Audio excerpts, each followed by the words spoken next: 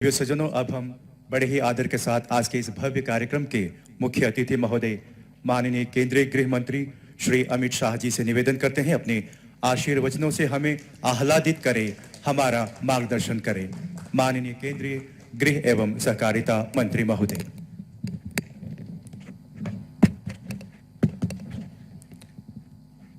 मेरे साथ बोलिए, भारत माता की।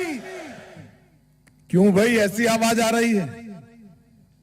जरा जोर से दोनों हाथ उठाकर बोलिए, भारत माता की। मंच पर उपस्थित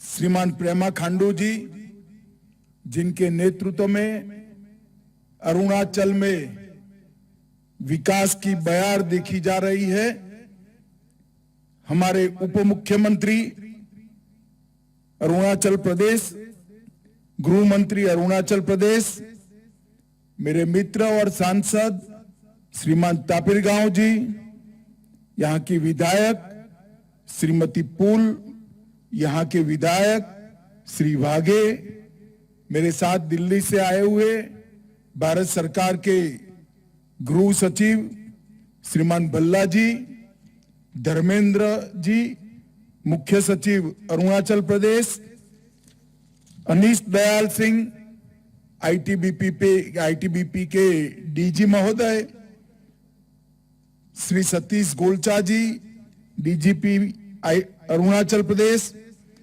मेजर जनरल बैंस जी, जीओसी, और सुनील बनवाल जी, संयुक्त सचिव गृह मंत्रालय, और आज भारत के पहले गांव में उपस्थित आप सभी अरुणाचल वासियों को बहुत प्यार भरा नमस्कार, वंदे मातरम। मित्रों, यहां आया तब रास्ते में वेदर कैसी होगी कैसी नहीं होगी, असम से उड़ते वक्त बीच में उतर जाना पड़ेगा ऐसी आशंका थी, मगर आप लोगों का प्यार ही है जो वेदर को भी ठीक कर दिया और मुझे भी यहां पर ले आया। मित्रों, आज आते आते भारत की पहले गांव के छोर पर इन पहाड़ियों की ऊंचाई के बीच में से आते हुए सैकड़ों झरनों को दाई और बाई और देखा। इस कुदरत की कृपा जो यहां पर है, इसको देखा और मन संतोष और आनंद से हृदय से भर गया।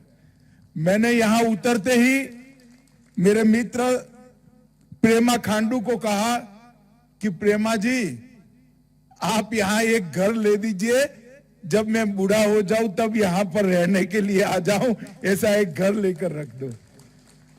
साच अर्थ में भारत की सीमा के रखवाले ऐसे मेरे अरुणाचल के प्यारे भाइयों बहनों, आप सभी को बहुत बहुत नमस्कार और बहुत बहुत शुभकामनाएं। ये अरुणाचल हमारे वेदों में, पुराणों में, इतिहासों में भारत में सूर्यदेव का सबसे पहला किरण जिस धरती पर पड़ता है, उसको भगवान परशुराम ने अरुणाचल का नाम दिया था। वहां से लेकर आज तक कश्मीर से कन्याकुमारी और द्वारिका से लेकर कामाख्या तक इतने बड़े देश में बच्चा बच्चा ये धरती को उगते सूर्य के प्रदेश के रूप में जानता है। और आज मैं यहां पर हूं, जो भारत माता के माथे के मुकुट का एक तेजस्वी और दैदीप्यमान मणि है, वो धरती पर हूं। मैं आज साच अर्थ में यहां आकर बहुत प्रसन्न और खुश हूं। मित्रों, किबुथु की ये धरती जहां से भारत की शुरुआत होती है, और एक गांव भारत की शुरुआत का गांव। प्रधानमंत्री जी ने पूरी बात को अलग तरीके से सम्मान के साथ रखा है। पहले जब मध्य भारत से कोई आता था तो कहता था कि मैं भारत के अंतिम गांव में जाकर आया, और अब जब यहां जैसे मैं वापिस जाऊंगा, मेरी पोती को बताऊंगा कि मैं भारत के पहले गांव में जाकर आया हूं। ये जो कंसेप्चुअल चेंज है, ये दृष्टिकोण का जो बदलाव है, वो बदलाव माननीय प्रधानमंत्री जी के मन में सीमा पर कठिनाई का जीवन जीते हुए, हमारी देश की सीमाओं की सुरक्षा करते हुए हमारे जवान, हमारे सेना के जवान, हमारे सीमा सुरक्षा अलग अलग बलों के जवान और यहाँ के नागरिक जो सीमा की सुरक्षा करते हैं, उनके प्रति आदर और सम्मान का एक दृष्टिकोण है। मैं यहां आया हूं तब सबसे पहले किबुतु में जो 62 की लड़ाई में हमारे 21 अक्टूबर 1962 को तत्कालीन कुमाऊं रेजिमेंट के 6 अधिकारियों ने यहां पर जो बहादुरी से लड़ाई लड़ी और जिस वीरता के कारण भारत की भूमि की रक्षा हो पाई, ये सभी को मन पूर्वक स्मरण कर कर श्रद्धांजलि देना चाहता हूं। संख्या में तो वो छोटे थे, हथियारों में भी छोटे थे, मगर देश भर के और दुनिया भर के 1963 में टाइम मैगजीन में भी लिखा कि जो किबुतु में लड़ाई हुई, वो लड़ाई के अंदर भारतीय सेना के पास हथियार तो कम थे, मगर वीरता समग्र विश्व की सेनाओं से सबसे भरपूर वीरता थी तो भारतीय जवानों में थी। और मित्रों, आज पूरा देश निश्चिंत होकर सो रहा है, चाहे हमारी किसी भी सीमा हो, अरुणाचल का प्रदेश हो, लद्दाख का प्रदेश हो, कश्मीर हो या कोई भी प्रदेश हो, हम निश्चिंत होकर देश के मध्य भाग में, देश के उत्तरी भाग में सो रहे हैं। इसका कारण हमारे हिमवीर आईटीबीपी के जवान और हमारी थल सेना का पराक्रम और उनका त्याग और बलिदान है। उन्हीं के कारण कोई भी हमारी सीमा पर आंख उठाकर देख नहीं सकता। और आज हम गर्व के साथ कहते हैं, वो जमाने चले गए जब भारत की भूमि का कोई अतिक्रमण कर सकता था। आई सौ की सुई की नोक जितनी भूमि का भी अतिक्रमण कोई नहीं कर सकता, क्योंकि आईटीबीपी और भारतीय सेना यहां पर उपस्थित है। यहां पर 13,000 फुट की ऊंचाई पर कठिनाई के साथ अपने युवानी को बिताते हुए, अपने परिवार से दूर, बूढ़े माँ बाप और छोटे बच्चों के से दूर रहकर देश की सेवा कर रहे वो सभी जवानों की त्याग, बलिदान, शौर्य और उत्साह को और देशभक्ति को मैं 2 हाथ जोड़कर प्रणाम कर कर मेरी बात की शुरुआत करना चाहता हूं। मित्रों, अरुणाचल में जब भी मैं आता हूं तब हृदय देशभक्ति से भर जाता है, क्योंकि कोई भी अरुणाचल वासी सामने मिलता है तो नमस्ते नहीं कहता है, वो जय हिंद बोलकर एक दूसरे का अभिवादन करते हैं। और यही जो जज्बा है आपका, इसने भारत के साथ अरुणाचल को जोड़ कर रखा है। 1962 की लड़ाई में यहां से जो कोई भी अतिक्रमण करने आया था, उनको वापिस जाना पड़ा। इसका कारण आपकी देशभक्ति है। और पूरा देश अरुणाचल वासियों की देशभक्ति को बहुत मन के साथ सलाम करता है, सैल्यूट करता है। और मैं भी अरुणाचल वासियों की इस देशभक्ति को प्रणाम कर कर मेरी बात को आगे बढ़ाना चाहता हूं। मित्रों, आज यहां पर इस गांव में, वाइब्रेंट विलेज में समाया गया एक गांव है, चाहे किबुतु हो, चाहे कुहा हो, ये सभी गांव एक जमाना था। 10 साल पहले चिंता हो रही थी कि गांव खाली यार हो रहे हैं, परंतु मोदी जी ने इस गांव के अंदर विकास को पहुंचाने का काम किया। अभी मैं आते वक्त देख रहा था, महिला सेल्फ हेल्प ग्रुप की बहनों ने बनाई हुई चीजों को, सभी बहनों को रोजगारी मिले, इसके लिए भारत के सबसे पहले गांव पर, सीमा के सबसे पहले गांव तक रोजगारी पहुंचाने का काम ये भारतीय जनता पार्टी की नरेंद्र मोदी सरकार ने किया है। और मोदी जी अब जो वाइब्रेंट विलेज कार्यक्रम लेकर आए हैं, उत्तरी भूभाग की सीमा 4 राज्यों और एक यूटी के 19 जिले, 46 ब्लॉक और 2967 गांवों में ये वाइब्रेंट विलेज कार्यक्रम शुरू हो रहा है। इसका पहला हिस्सा 662 गांवों में और 46 ब्लॉकों में शुरू होगा। लगभग 1,42,000 की आबादी, 1,82,000 की आबादी इसकी लाभार्थी होगी। 2022 से लेकर 2026 तक 4800 करोड़ रुपया खर्च किया जाएगा। 11 जिले, 28 ब्लॉक और 1451 गांवों को प्रथम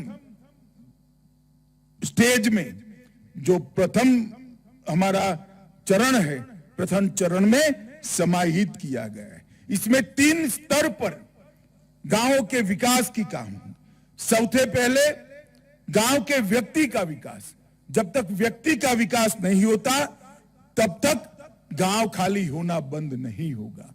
हर गांव में बसे हुए, हमारे वाइब्रेंट विलेज में बसे हुए हर व्यक्ति की सुविधाओं की चिंता भारत सरकार करेगी, अरुणाचल सरकार करेगी।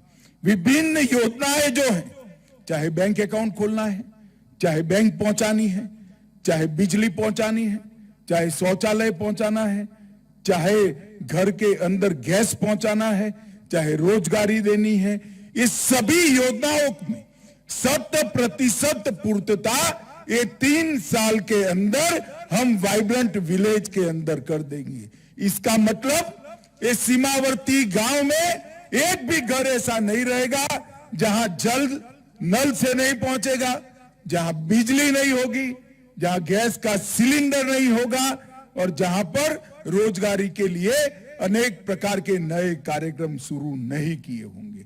यहां पर सस्ती दवाइयां भी मिलेगी, सस्ता चावल भी आप तक, मुफ्त चावल भी पहुंचाया जा रहा है। ये सारी योजनाओं की 100% पूर्तता इस वाइब्रेंट विलेज के अंदर होगी। इसके साथ साथ वित्तीय समावेशन और आर्थिक अवसरों को बढ़ोतरी देने का काम भी होगा। फिजिकल और डिजिटल दोनों कनेक्टिविटी से गांव को बाकी के भारत के हिस्से, बाकी के अरुणाचल के हिस्से से जोड़ने का काम होगा। एनर्जी सिक्योरिटी को, एनवायरमेंट की सिक्योरिटी को भी सुनिश्चित किया जाएगा। पर्यटन और स्थानीय संस्कृति और स्थानीय भाषा को भी इसका संरक्षण और संवर्धन करते हुए ये गांवों को एक 100% रूप से अपनी संस्कृति की रक्षा कर पाए, इस प्रकार के गांव हम बनाएंगे। इसका दूसरा लक्ष्य होगा पलायन रोकना। यहां पर रोजगारी की सारी सुविधाएं हम खड़ी होंगे। निर्जन गांवों में पुनर्वास होगा। हमारे उप मुख्यमंत्री जी ने बताया कि कनेक्टिविटी के कारण पहले गांवों में आबादी घट रही थी, अब गांवों में आबादी बढ़ रही है और प्रभावित गांवों में पूर्ववत स्थिति प्राप्त करने का हमने 5 साल का लक्ष्य रखा है, जिसको मैं खुद गृह मंत्रालय में से हर महीने मॉनिटर करने वाला हूं और प्रधानमंत्री जी भी गृह मंत्रालय की बार बार पूछा कर रहे हैं। और इसके साथ साथ तीसरा लक्ष्य है सीमावर्ती गांवों की मूलभूत इंफ्रास्ट्रक्चर। यहां पर पानी को रोककर पीने के पानी के स्रोत खड़े करना, जल विद्युत की आपूर्ति कर जल विद्युत से यहां की सेना के जवान, आईटीबीपी के जवान और ग्रामीण जनों को बिजली पहुंचाना, स्वास्थ्य की सुविधाएं खड़ी करना और आवश्यक सेवाएं सारी गांव में उपलब्ध कराना। ये 3 चरण में वाइब्रेंट विलेज कार्यक्रम होगा और इसके माध्यम से समग्र उत्तरी बॉर्डर के सभी गांव जहां से आबादी कम होने का खतरा दिखाई पड़ता था, वहां आबादी को बढ़ाने का काम करना, वहां देश भर से पर्यटन आए इस प्रकार की सुविधा करना और जो देश के शहर में जो सुविधा नागरिकों को उपलब्ध है वो सारी सुविधा आप लोगों को मिले। एक बार कनेक्टिविटी हो जाएगी तो ऑनलाइन एजुकेशन के सारे कोर्स भी पढ़ेंगे, बढ़ेंगे। हमारे बच्चे यहां से पढ़कर सारी एग्जामिनेशन के अंदर हिस्सा भी ले पाएंगे। इस प्रकार से सर्व सुविधाओं से युक्त एक गांव बनाने का हमने काम किया है। वाइब्रेंट विलेज प्रोग्राम को मिशन मोड में हम लेंगे। वाइब्रेंट विलेज एक्शन प्लान तैयार कर दिया गया है। केंद्र, राज्य, जिला स्तर पर और ब्लॉक स्तर पर प्रशासन, इससे नीचे भी ग्राम सभा और पंचायत स्तर की भागीदारी और जिम्मेदारी दोनों सुनिश्चित कर ली गई है और सभी योजनाओं का कन्वर्जन 100% हो, इस प्रकार की इस योजना को इंटीग्रेटेड और कोऑर्डिनेटेड तरीके से तैयार किया गया है। 100% सफल हो। मैं आज अरुणाचल वासियों को कहकर जाता हूं कि वाइब्रेंट विलेज जो अरुणाचल में है, आपको गांव में रहने से गर्व हो, आपको गांव में रहने से सभी सुविधा प्राप्त हो, ऐसा गांव बनाने की जिम्मेदारी प्रेमा खांडू और नरेंद्र मोदी सरकार की है। ये मैं आज आपके बीच में वादा कर जाता हूं। माताओं, भाइयों, बहनों, यहां पर 9 मिनी हाइड्रो इलेक्ट्रिक प्रोजेक्ट्स का भी उद्घाटन हुआ है। लगभग ये 9 परियोजना पूर्ण हो चुकी है। इसकी संस्थापित क्षमता 725 किलोवाट है। लगभग 30 करोड़ की लागत से ये योजनाओं को पूरा किया गया है और ऐसी छोटी योजनाओं को एक्सप्लोर कर ही हम अरुणाचल जैसे विषम भौगोलिक परिस्थिति वाले राज्य में गांवों की बिजली की आपूर्ति को सुनिश्चित करेंगे। गांवों की तो होगी, ये हमारी प्रायोरिटी है। इसके साथ साथ सीमा पर बसे हुए आईटीबीपी के हमारे हिमवीर और हमारी भारतीय सेना के हर जवान को भी सभी सुविधा इतनी ऊंचाई पर ठंडी में मिल पाए, ठंड में मिल पाए, इस प्रकार की व्यवस्था इस योजनाओं से होगी। और इन 9 परियोजनाएं से अंतरराष्ट्रीय सीमा पर सेना और आईटीबीपी के 11 संस्थानों को भी इसका फायदा मिलने वाला है।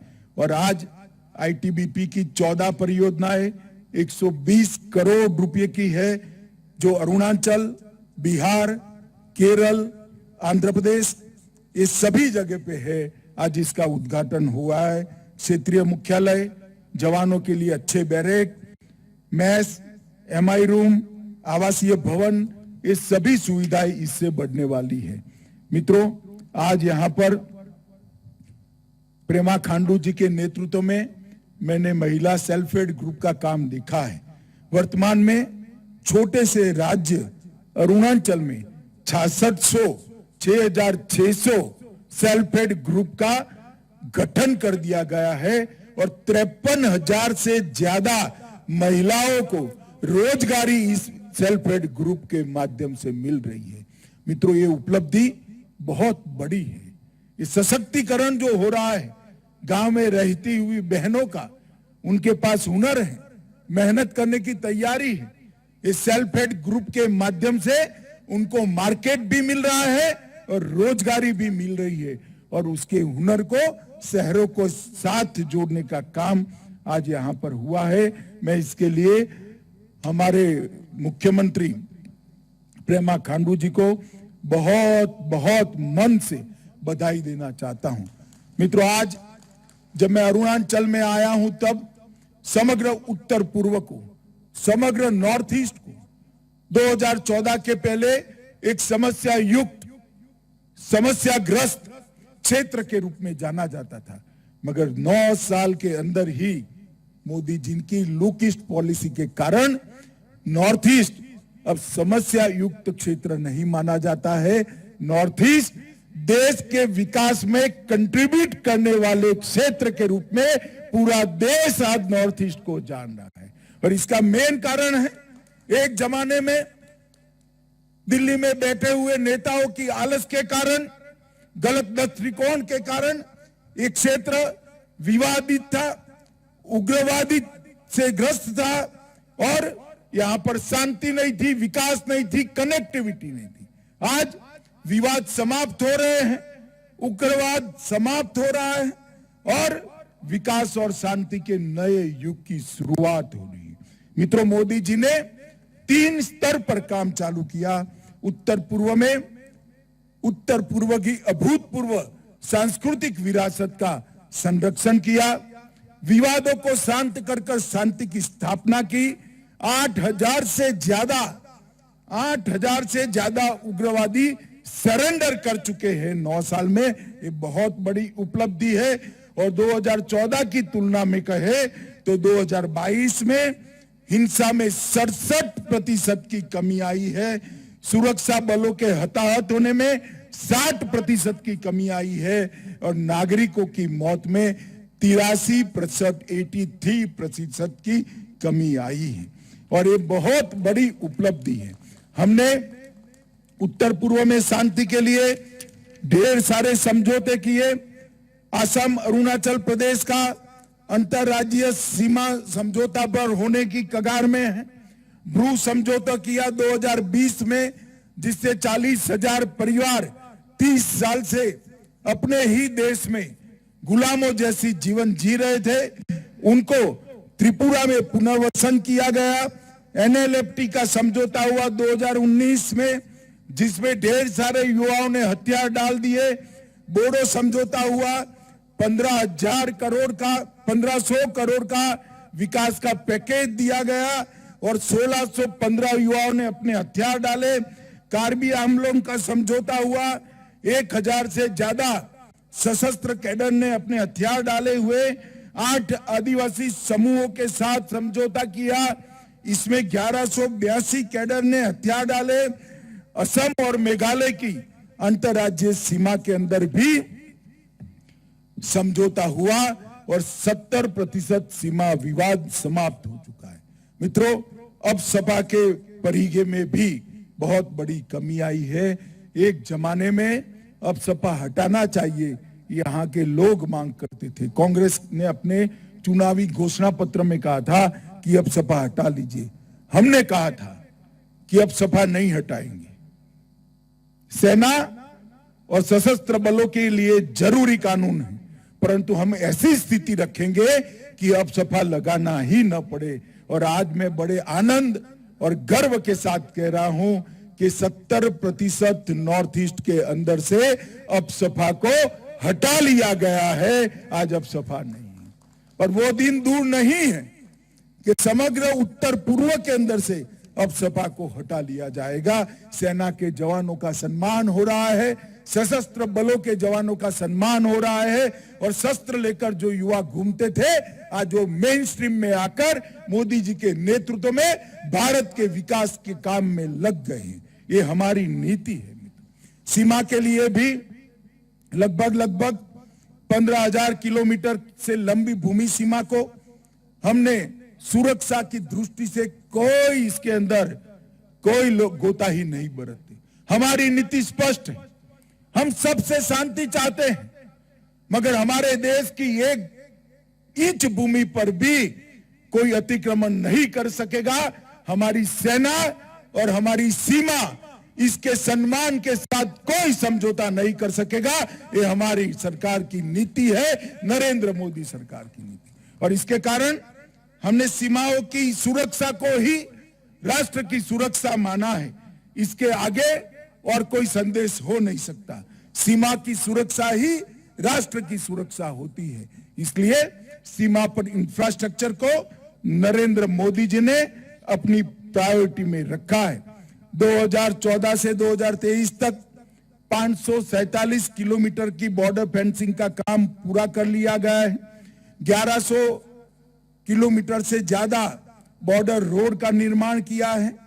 1057 किलोमीटर पर फ्लड लाइट लगाने का काम हुआ है। 468 बॉर्डर ऑब्जर्वेशन पॉइंट BOPs लगाने का पोस्ट लगाने का काम भी पूरा हो गया है। और मैं इतना ही कह सकता हूं कि सीमा के इंफ्रास्ट्रक्चर के डेवलपमेंट में कांग्रेस ने 12 टर्म में 12 बार उनकी सरकार आई, इसमें जो काम नहीं किया वो मोदी जी ने सिर्फ 2 टर्म के अंदर कर दिखाया है। ये बताता है कि ये सरकार की सीमा के लिए क्या प्रायोरिटी है। इसके लिए हमने भूमि अधिग्रहण करने के लिए गृह मंत्रालय को शक्तियां दी है।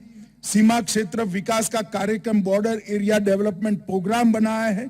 सीमा व्यापार के लिए इंटीग्रेटेड चेक पोस्ट बनाई है और इसके साथ साथ ये वाइब्रेंट विलेज कार्यक्रम को भी आगे बढ़ाया है। मित्रों, अरुणाचल के विकास के लिए भी लगभग अंतरराष्ट्रीय सीमा के 5 किलोमीटर के दायरे में आने वाले 180 गांवों को सभी मौसम में उपयोग में आने वाली सड़कों से जुड़ा है। 1859 किलोमीटर लंबे अरुणाचल फ्रंटियर हाईवे नाफरा से विजयनगर तक इसका काम शुरू हो गया है और पिछले कुछ वर्षों में सीमावर्ती क्षेत्रों में 2500 किलोमीटर सड़कों का निर्माण कर 252 बस्तियों को जोड़ा गया है। सालाना लगभग 2000 लेन किलोमीटर का निर्माण करने का कार्यक्रम है। केंद्र सरकार द्वारा अरुणाचल सरकार को 44,000 करोड़ रुपया हमने इंफ्रास्ट्रक्चर डेवलपमेंट के लिए दिया है। हवाई संपर्क के लिए भी advance landing ground Mechuka, Tuting, Walong, Vijaynagar, Mechuka, Tuting और वालोंग में सिविल टर्मिनल बिल्डिंग का निर्माण भी अंतिम चरण में है। रेल संपर्क के लिए पासीघाट, तेजू, परशुराम कुंड भी हमारा प्रथम गांव वाला स्थान है। वहां पर भी फील्ड लेवल का सर्वे समाप्त हो चुका है, काम बहुत जल्द में होगा। डिजिटल संपर्क में भी 684 गांवों में 4G कनेक्टिविटी पहुंच चुकी है। विद्युत सीमा क्षेत्रों में प्रकाश की व्यवस्था लगभग 1327 सीमावर्ती गांवों का विद्युतीकरण किया गया है और 728 गांवों में 6000 सौर स्ट्रीट लाइट भी लगाने का काम हुआ है। मित्रों, मैं इसलिए बता रहा हूं कि नरेंद्र मोदी जी की और नरेंद्र मोदी सरकार की सबसे बड़ी प्राथमिकता हमारा सीमा का क्षेत्र है। आज मैं यहां आया हूं तब समग्र वाइब्रेंट विलेज प्रोग्राम का भी रिव्यू यहां पर रखा गया है और अभी हेलीकॉप्टर चला गया, सभी लोग देख रहे थे, हेलीकॉप्टर चला गया। अमित शाह यहां बैठे हैं, कैसे जाएंगे? मैं कहीं नहीं जा रहा, आज आपके गांव में आपके साथ रुककर आपके साथ भोजन कर जाने वाला हूं, कल दोपहर को जाऊंगा। मित्रों, ये जो अप्रोच है मोदी जी ने, और मैं अकेला नहीं, समग्र मंत्रिमंडल को वाइब्रेंट विलेज के अंदर एक रात रुकने के लिए मोदी जी ने बात कही है और भारत सरकार के सभी मंत्री कोई ना कोई वाइब्रेंट विलेज में जा रहे हैं। ये बहुत बड़ी बात है।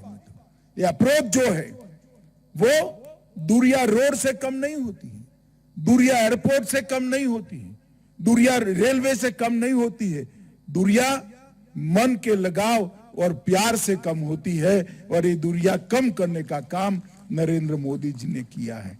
आज मैं आया हूं तब अरुणाचल के संपूर्ण विकास के लिए प्रेमा खांडू की सरकार को मन से बहुत बहुत बधाई देना चाहता हूं। इनके नेतृत्व में अरुणाचल दिन दूनी रात चौगुनी प्रगति कर रहा है। नीचे प्रेमा खांडू, ऊपर नरेंद्र मोदी, ये जो डबल इंजन की सरकार है वो अरुणाचल को समग्र देश में छोटे राज्यों में सबसे विकसित राज्य बनाएगी, इसका मुझे पूरा भरोसा है। आज वाइब्रेंट विलेज के गांव वासियों को मैं हृदय से बहुत बहुत बधाई और शुभकामनाएं देना चाहता हूं। मोदी जी ने जो योजना बनाई है, आप भरोसा रखना, वो योजना को हम जमीन पर उतारेंगे और एक गांव को वाइब्रेंट विलेज बनाकर देश का पहला गांव कहलाने में आपको गर्व हो, ऐसा गांव बनाकर ही दम लेंगे। आप इतनी देरी होने के बावजूद इतने दूर दूर से पहाड़ियों पर से यहां तक आए हैं, इसलिए ये आओ भगत के लिए, ये स्वागत के लिए और आपके दर्शन करने का मुझे आपने मौका दिया, इसलिए मैं हृदय से भारत सरकार के प्रधानमंत्री और मेरी ओर से आप लोगों का बहुत बहुत धन्यवाद करता हूं, बहुत बहुत आभार व्यक्त करता हूं। मेरे साथ एक बार जोर से ये पहाड़ियों में सब जगह गूंज जाए, ऐसी जोर से बोलिए भारत माता की। अरे जोर से बोलिए, मोदी जी तक आवाज जानी चाहिए। दोनों हाथ उठाइए, मुट्ठी भींचे और प्रचंड आवाज से बोलिए भारत माता की, भारत माता की, भारत माता की। जय हिंद।